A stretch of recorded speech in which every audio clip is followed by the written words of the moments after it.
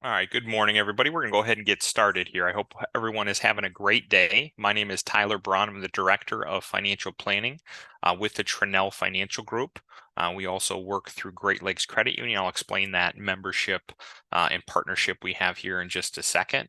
I'm excited. So this is a live webinar. So on the bottom of the screen, if anyone has any questions, they can click the chat button down below and they can actually type in a question while I'm going through different slides and presentations. I have the president of our company, Jenna Bradford, on here with us. She'll be fielding questions in the background and can feed them to me so I can get them answered in a timely manner as well. But I'm really excited about today, right? We have an opportunity. So there's going to be a sense of urgency in my voice when I'm going through this presentation, just with interest rates where they are and what we see coming ahead. So really the theme behind this is how do we take advantage of the higher interest rates that have been bestowed upon us here before time runs out. So before we jump into the actual presentation portion, right? So we're the Tranel Finance Group. We've been around since 1988, so a little over 35 years. We've partnered with Great Lakes Credit Union for a little over 15 years now to provide financial planning services to all of the members. So we manage about 650 million of assets at the Tranel Financial Group, an additional 140 million through our relationship with Great Lakes Credit Union. So in a nutshell, we're here to provide wisdom and wealth and educate the clients that we get in front of, including Great Lakes Credit Union members, right, on how to get their money working most efficiently for them. So I've got a real passion for helping people. My team has a real passion for delivering that experience. And that's why there's this urgency here with interest rates being high and looking like they're going to be cut here in the not too distant future. So with that being said, we're going to get started. I always start every presentation with an agenda. So there's going to be three things that we're going to cover. Higher interest rates have created an opportunity for us. And then how do we take advantage of that? Number two, we're going to make sure that you're in the right investments. So I have three examples here that we're going to go through on things to be aware of, right? We work a lot with federal employees. So we're going to talk a little bit about the thrift savings plan, in particular the G Fund. We're going to talk about some fixed rate products, how to lock in some higher interest rates for a longer period of time, knowing that interest rates are going to be decreasing. And then also some high yield investments, how to get more return or money in your pocket. Number three, as interest rates drop, we want to then pivot and say, how do we take advantage of that? Because that's going to be coming in the not too distant future as well. So with that being said, we're going to go ahead and get started here with the actual presentation. So the first question that clients ask me all the time is, how did we get here, right? Why did interest rates rise so much in the last 2 years or 24 months? And the first piece is inflation. The second is supply and demand. And the third is the government. And they all go hand in hand with each other. So inflation, right? Inflation going up is a sign of the economy overheating. So inflation by definition is just the cost of goods and services increasing. And anybody on this webinar right now understands that things cost a heck of a lot more right now than they did 3 or 4 years ago, right? Think of going to McDonald's, for goodness sakes, it's like $15 for a value meal versus $5, 3 years ago. So it's all driven by supply and demand.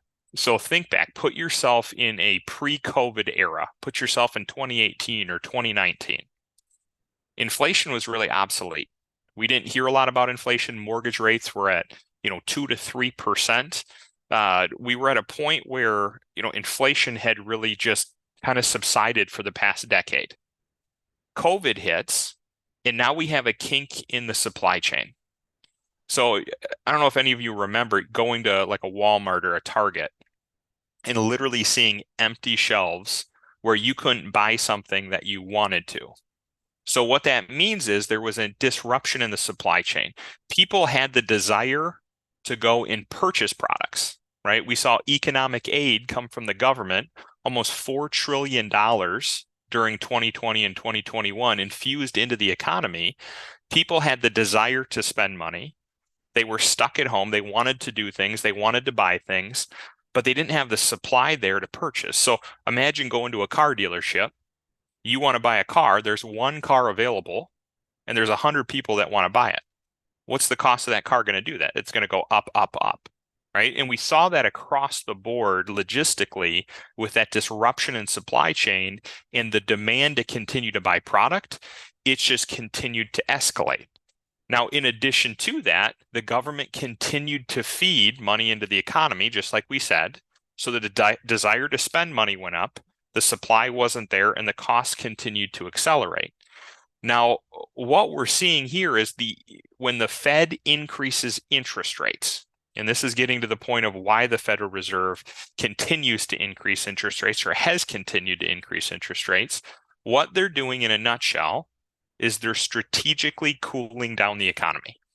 I'm going to say that again. They're strategically cooling down the economy. Inflation is a sign that the economy is overheating. People are spending faster than the supply chain can keep up. And the government wants to regulate that. So they're, in essence, making things more expensive. So let's look at some examples of this.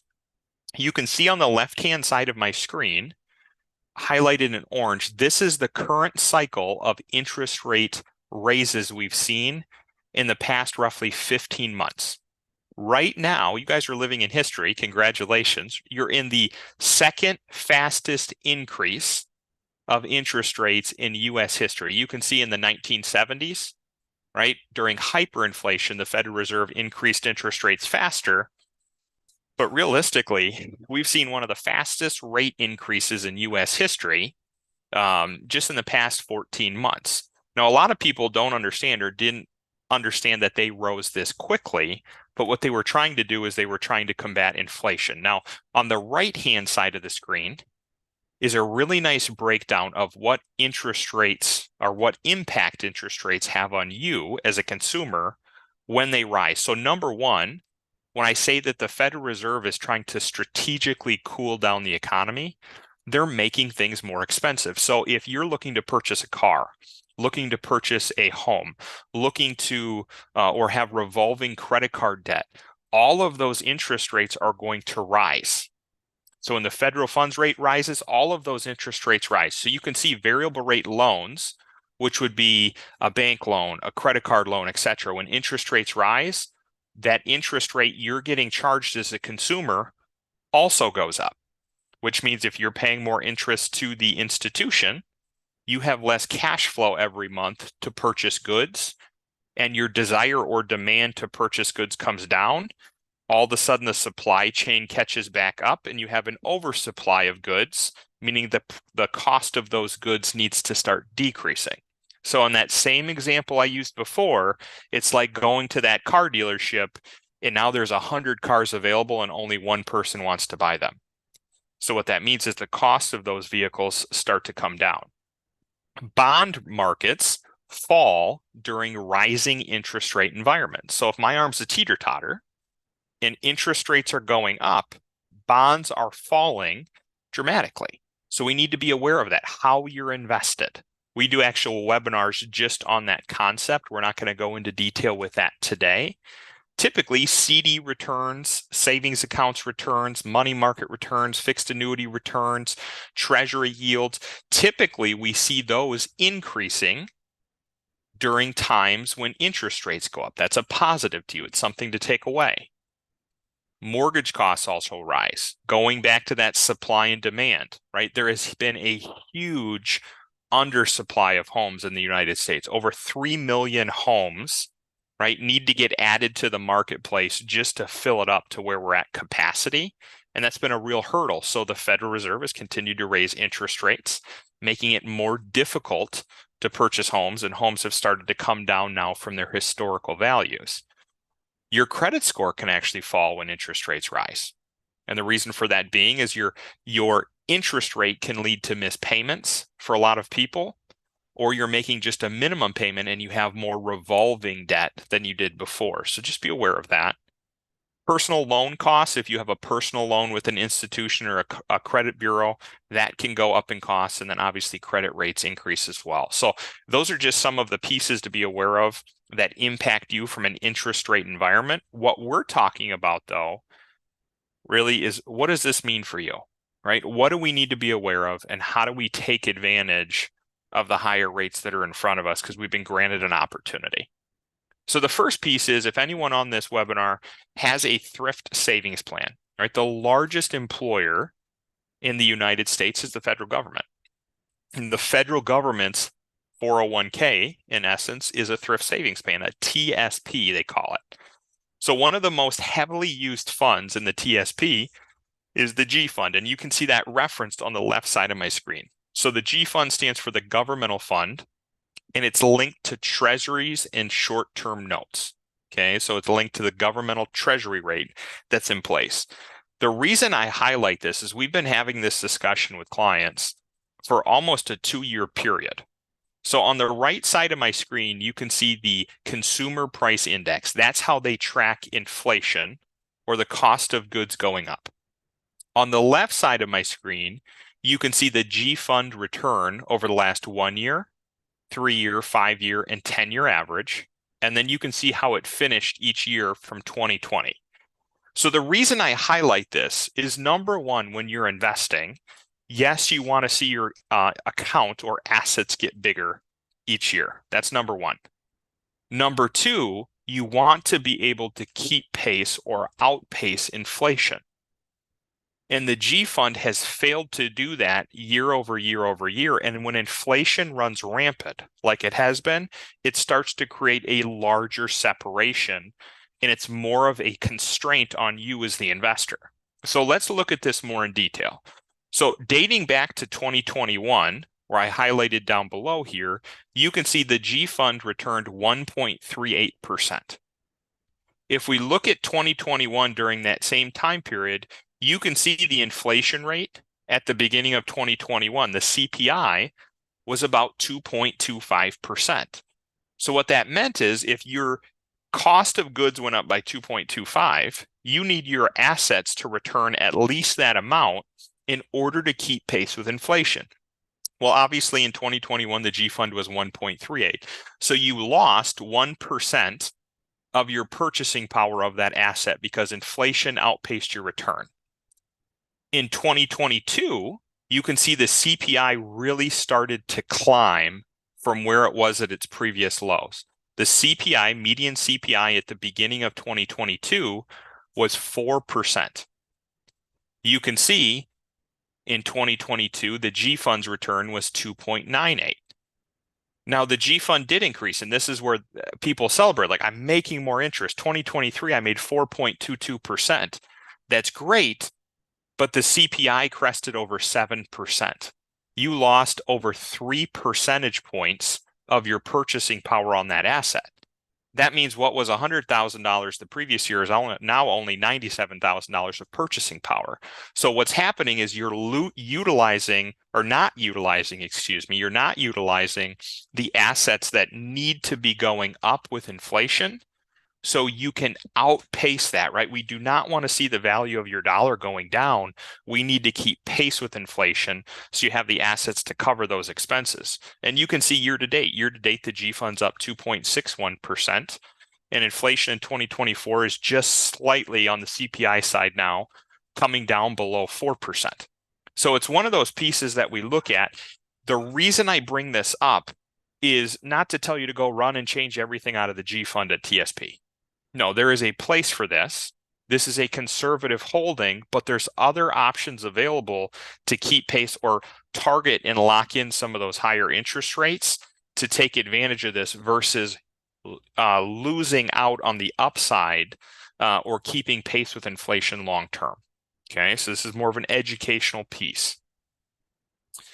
So the first question I ask everyone when they sit down with us is I say, what type of investor are you? And if you guys are taking notes, draw on a piece of paper. I want you to just draw a straight line. And you can see the different buckets that I've put here on the top. Okay, what is the goal with my money? That's what you need to ask yourself. And if you're working with an advisor or you're working with one of my team members, I want you to ask them that question. What's the goal of your money, right? How is it working as efficiently as possible for you? So on the left-hand side of this line is the more conservative side of investing, right? Utilizing money markets, CDs, different fixed rate guarantees that have no volatility. Okay, that would be step one. You'd be on the left-hand side of that line. The next step in investing is looking at fixed rate investments outside of just an institution. So some of those would be a T-bill, for example, treasuries. So a treasury is similar to a CD, but it's insured by the federal government, right? So it's backed by the federal government. It pays a fixed rate of return over a fixed period of time. There's some opportunities there. Fixed annuities are another one that's insured by an insurance company rather than a bank. So when we look at that, there's an opportunity there as well to take advantage of that. The next step up on the investing scale would really be looking at more what we call defensive investments. So those would be defensive equities or stocks. So consumer food, consumer staples, pharmaceuticals, telecommunication, utilities, energy. They're more your staples that you have to have that product regardless of what's occurring in the economy. So regardless of the ups and the downs of the market, you have to have those items. And they also pay a really attractive dividend. And that's key, especially as interest rates start coming down. These investments start becoming very sought after because they pay a dividend or a form of yield, just like a CD would pay or a fixed annuity would pay, that's paying you, and you get long-term appreciation out of the underlying equity. The fourth phase that you see on here would be more for those long-term investors. Those are individuals that are looking for a little bit more volatility, because with volatility, historically, comes more return.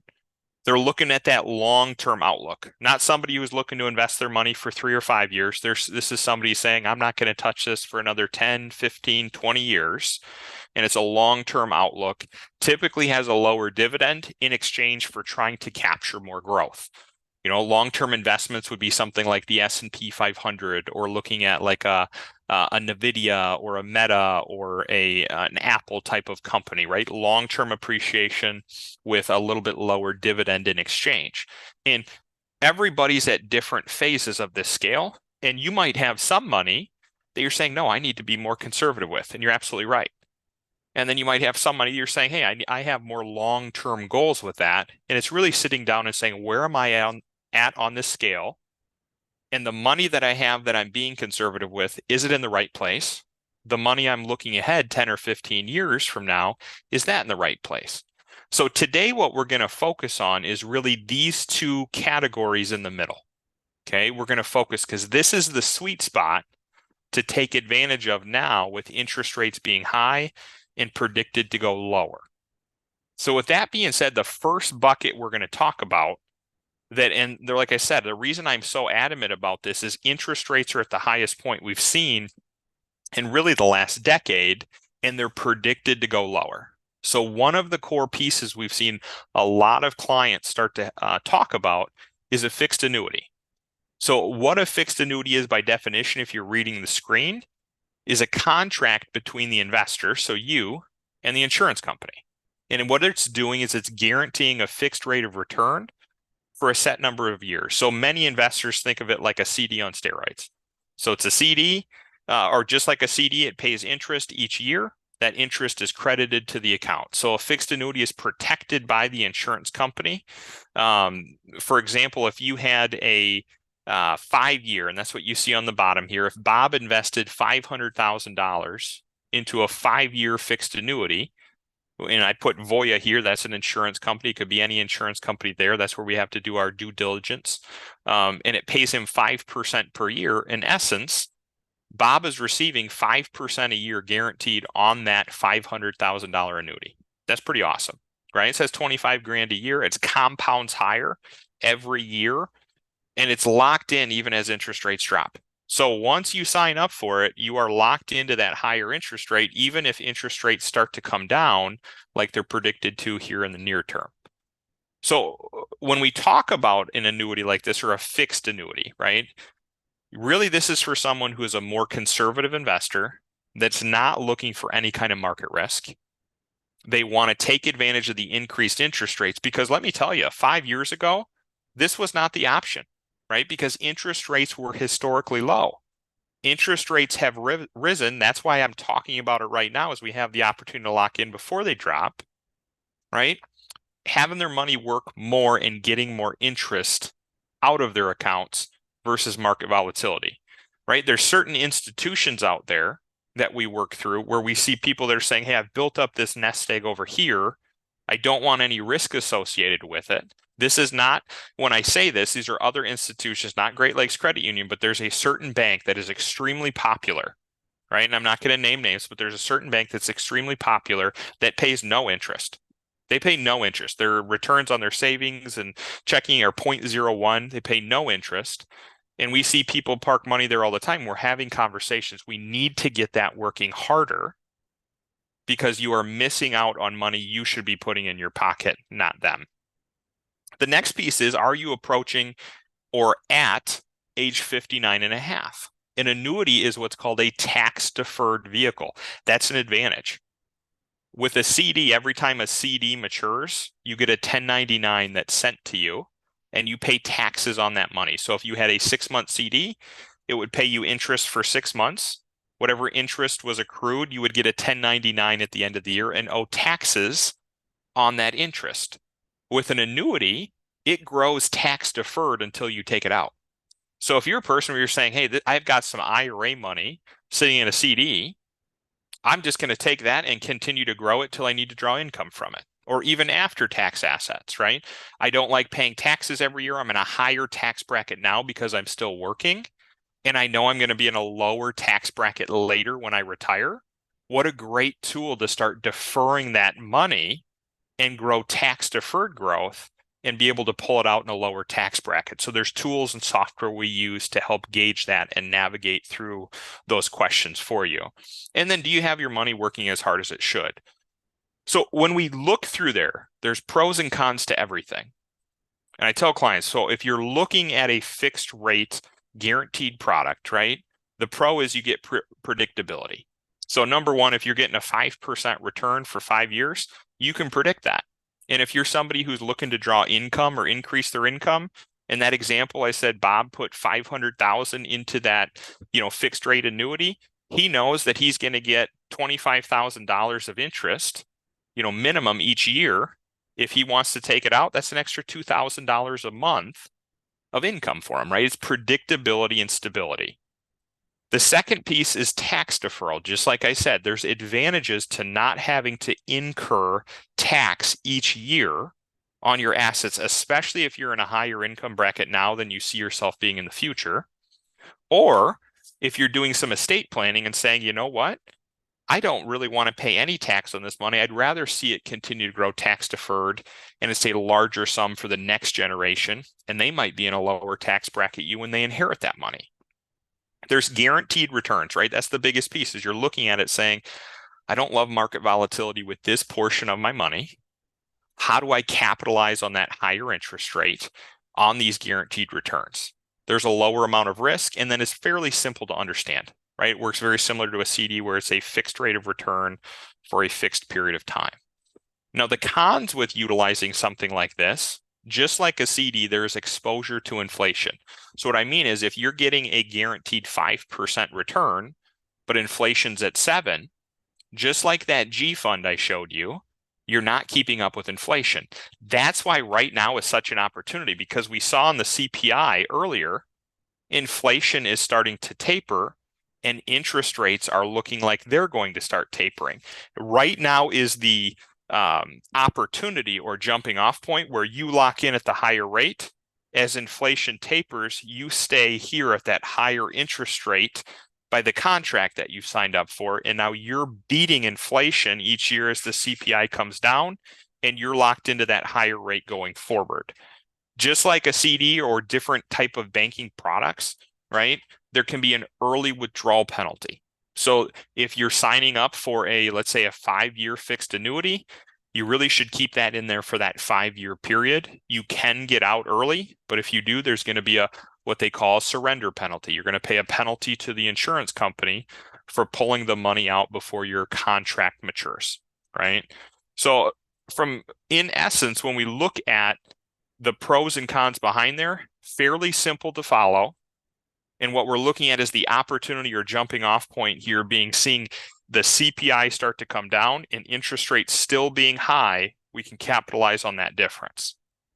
So for examples right now, if we look through here on the right-hand side of the screen, what I love seeing is you can see as interest rates and treasury yields. On the left-hand side of the screen is treasury yields. So treasury yields are a good indication of where interest rates are predicted to go in the future.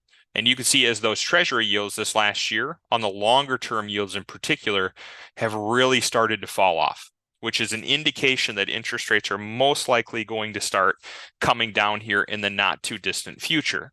On the right-hand side of the screen is what I'm talking about, where you're seeing a difference between the average CD rate versus a 5-year fixed annuity rate. Now, there's different types. There's 3-year fixed annuities, 5-year fixed annuities, 7-year fixed annuities, all these different pieces. That's where the advisor can help match that with what makes sense for you.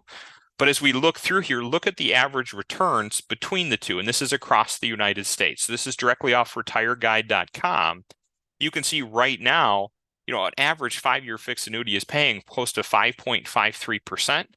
compared to the average United States bank rate for a CD at about 2.15. So if we're seeing the indication that interest rates are going to continue to decrease based on the treasury yields, which is a precursor for that, and you're locked in at that higher rate, as this continues to come down, you're still getting the higher 5% across the board. You are now doing what's called positive arbitrage, and having your money work more efficiently for you and making more of a return in still a very safe and secure environment. And so I'm going to pivot here. And like I said before, if you have any questions, on the bottom of the screen, there's a chat button. Please click it. I know I'm going through a lot of concepts and a lot of this is educationally based. Please type in any questions that you have, and I'm happy to go further into detail. So pivoting off of taking advantage of those higher rates through a fixed rate product like we had just talked about, I'm going to talk more of the ability for that defensive type investment. So if we go back to that line that I drew, I'm shifting now off the fixed rate investments and shifting over into the defensive investments piece here and looking at how do we capitalize when rates start decreasing on this type of bucket. So as interest rates drop, I always tell clients, what opportunities rise, right? It's got to be a direct correlation. If something's going down, typically something's going up. How do we take advantage of that or look at that long term? So when we're talking more defensive equities or defensive stocks, not all stocks are created equal. I'm going to say that again. Not all stocks and companies are created equal. They all act differently. So you can see this is a study that was done by Liberty Investment. So it's a company, right? That's an investment management company. And they did a study and they said dividend versus yield. And this is extremely interesting when you look at this. So this is Johnson & Johnson. Many of you have heard of this company, okay? And this is by no means a recommendation to go buy a bunch of Johnson & Johnson. This is just an example of how a dividend over time is very important. And you don't want to just look at the yield percentage, okay? So a dividend is based on the number of shares you own. And what they do is they declare what they call a dividend rate. They're going to pay you X amount of dollars for every share that you own. That's the important piece. So in 1985, you can see Johnson & Johnson's share price was $3.29. And they paid an annualized dividend of 8 cents per share. Okay, 8 cents per share. So every share you owned, you got 8 cents from it, plus you got to see the stock price grow over time. So if you take 8 cents and divide it by $3.29, which was the stock price, that's 2.47%. That is the yield percentage that they're paying you. And a lot of people think, well, I can go get 5% over here in a money market. Why do I want to get the yield, right? The yield's only 2.47%. When you're making that shift towards longer term investing, you want the appreciation of the equity plus the dividend. So even though in year 2, so 1986, you see the yield get smaller, the reason the yield is smaller is because the stock price went up. It went from $3.29 to $4.10. But look, the dividend actually rose. You got more money paid to you and the stock price went up. As you go through, you can see in 2000, the yield dropped all the way down to 1.22%. But look at the declared dividend, right? It's 8 times higher than what it was in 1985. Now it's paying 64 cents a share. and the stock price rose from $3 up to $52.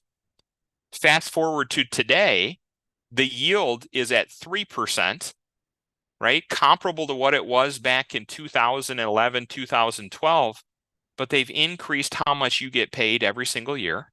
It's now paying $4.76 per share that you own, where it started at 8 cents. And look at the stock price. It went from $3.29 all the way up to 156 cents. Now, the stock price didn't go up every single year, right? And that's okay. Not every investment does that, but the dividend did. And if you're pulling income and looking for income or looking for a way to hedge risk on the income side, dividends are a great piece to look at, especially an ever increasing dividend. So Johnson & Johnson would be an example of what we would call a dividend aristocrat. It's a company that has increased a dividend for 25 consecutive years. It's a great way to hedge inflation. It's also a great way to get additional income coming in and insulating you from the volatility. Now, as we look at this, you might say, why, when interest rates drop, is this an opportunity? As interest rates go down and all of a sudden you can't see the same types of returns, you're not seeing that 4, 5, 6% guaranteed rate product anymore, people start exiting that space. And this is the next step on that investor line that I drew that people go into. Because what they're doing is they're saying, I can capture a nice dividend to help hedge inflation and capture long-term income or growth from the investment. This is the next sequence I need to utilize to get my money working as effectively as possible. So interest rates, as I said, are predicted to start dropping in the not too distant future. This is a great alternative as well to look at for some of that money you may want to draw income from in the future, or maybe a little bit more long-term than what we talked about with some of the fixed rate type of opportunities that are out there. So I went through a lot. This was in general, it really comes down to talk to an advisor today. Talk to one of my team members so they can start asking the right questions to guide you. We're all about education and all about informing. So interest rates are predicted to decrease as soon as September. This is the first time we've seen the Federal Reserve really flip their script. Up until this point, the Federal Reserve kept saying we're going to maintain higher interest rates for the foreseeable future. Now it's shifted and they're saying we could see a cut as early as September, which is roughly, a month away. We need to look at locking that in and taking advantage of that. Okay. Make sure that you're monitoring your assets so they are working as hard as possible. You work too darn hard to have your money not working as hard as possible for you. So for example, think of that G fund, right? If inflation's at 7 and you're only getting 4, that's not going to keep pace with it. Right? And you're actually losing value, purchasing power of those assets. And then make sure overall your assets are working towards your goals. So if your goals are long-term wealth or your goals are I just want to protect it short-term, make sure they're aligned and you're getting as much as possible out of those opportunities. So I just met with a client, we'll call them Joe and Mary, about 2 weeks ago. Joe and Mary had received a large sum of inheritance about 2 years ago and are scared of market volatility. They don't like the ups and the downs in the market. Well, they had that parked at that bank that I was referring to, and on a large sum of money, they were making approximately, somewhere in that $3,000 to $4,000 per year range on interest on the sum that they had. And this was a very large sum of money.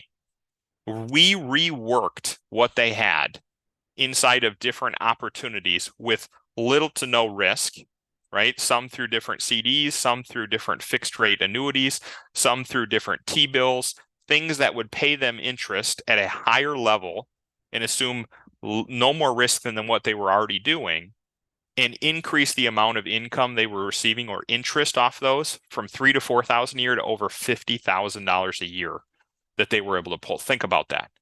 All because of just putting it and positioning in the right opportunity at the right time. So that's really where I get so passionate about this, is because there is an opportunity here at hand.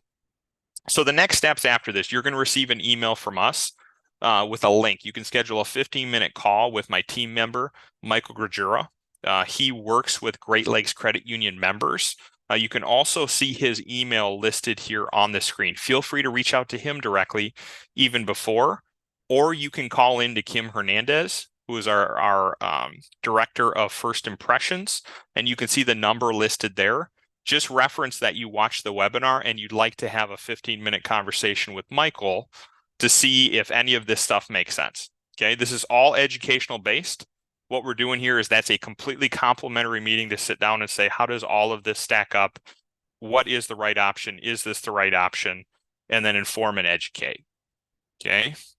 Any questions that we have here? So I'm gonna stop sharing here for a second. Jen, is there any questions out there that we have at all? Yes, we have two. So thank you for asking that. So the first question is, what do you recommend with the G fund? How to adjust it to move to another fund or keep it there? Good question. Really good question. So the G fund as a whole, right, through the TSP, a lot of the opportunities that you have, you're very limited in a TSP with your investment choices. So you have what they call L funds or lifestyle funds, and those are age-based portfolios. And what they're doing is they're taking the thought process out of planning. So they're saying if you're going to retire in the year 20, close to the year 2050, that's what you pick. And the closer you get to 2050, the more conservative it'll automatically make that investment for you. The downside with that is they don't know your goals. And what happened here is we had people that retired the last 3 years that were in target-based funds and they were heavily in bonds. Well, remember, as interest rates rise, what do bond prices do? They fall. So here they thought they were secure and they were losing money faster than the stock market was at one point. So it really comes down to what their goals are. If they're over the age of 59 and a half, Jenna, they have the ability to look at the whole world as an option. So at that point, what you can do is Yeah. you could leave your equity side in the TSP if you'd like to, but say, hey, I've got 100,000 in the G fund that I want to lock in at that 5 or 5.5 rate in more of a protected product, and they can do an in-service rollover into something like that because the whole world is available to them if they're over 59 and a half. If they're under 59 and a half, then you got to sit down with Michael, you lay out your goals, and you say what makes the most amount of sense. Because the G fund will have a place again in the future as we see CPI stay low. But until it gets to that point, there's other alternatives even inside of the TSP that they could look through depending on when they need the money and what their goals are with the asset.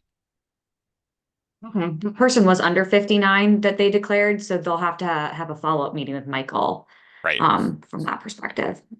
All right, I have one more question that just came in. Said, wonderful presentation, thank you, which I agree, Tyler. I have Thank a you. question about the S fund and the C fund. Are there more aggressive funds considered more profitable during times of high interest? Yeah, during times of high interest, if you look at it, so I'm going to say it two different ways. When interest rates are high, like they have been, what we've seen the last few years is we've actually seen technology stocks and so forth take off, which is not always the case. In this market has been very interesting because the resurgence of artificial intelligence, anything that you hear AI is attached to technology, which is driven to the gains we've seen in the S&P and different tech type sectors, right? So the NASDAQ 100 or the NASDAQ 1000, excuse me, is the index that would track technology. And over the last, 2.5 week time period prior to this week, the NASDAQ had sold off by almost 10%. So what's happening is as interest rates are predicted to start dropping, that's typically a sign that the economy is cooling. So those high flying companies that have had just this ridiculous growth the last 5 years are getting sold off extremely fast. And that's where we see what's called cyclical turnover or shift. And the assets are actually going more into those defensive type equities that I was referencing, things that you have to have regardless of what's occurring in the economy that pay a really nice interest rate or dividend. And the reason they're attractive is if interest rates in banks and so forth are less, dividends are here, right? People want that higher yield and they're taking the dividend plus the appreciation. So we're seeing that shift. So, inside of a TSP as a whole, same conversation we had before. If you're over 59 and a half, we've got all kinds of options. If you're under 59 and a half, it's really structuring the asset to what your goals are. In the C fund, the common fund, is really the S&P 500. So that's going to track the S&P. Now you think, and it is diversified, it's 500 companies inside of the C fund, right? Because it tracks the S&P 500. The issue with that is the S&P is cap weighted. So the top 7 companies in the S&P, Facebook, Apple, Amazon, Microsoft, Google, and NVIDIA, right? Oh, and Tesla, that would be the 7th one there, represent 35% of that index. So 7 companies make up 35% of the index. They're going to sway it heavily one way or another. So that's where we look at a balance. Like when you're sitting down with Michael, we look at a balance of, okay, what's your long-term goals? Shifting towards those. There's also the I fund or the small cap fund inside of there. There could be some opportunities with small caps. And then looking at maybe some of those target-based funds as well to hedge some of that risk. But you're limited the investment choices you have if you're under 59.5 in the TSP. If you're over, then we can balance a combination between the TSP and outside entities. And we call that double compounding. It's a strategy we go through with clients. That makes perfect sense. Thank you. So I don't have any more questions at this current time. And please be on the lookout for a follow-up email if you would like to discuss anything further. Thank you, Tyler. That was a great webinar. Great webinar. Absolutely. Thanks, everyone. Hope you have a great rest of your day. I look forward to meeting with you with our team. Thank you. Bye-bye.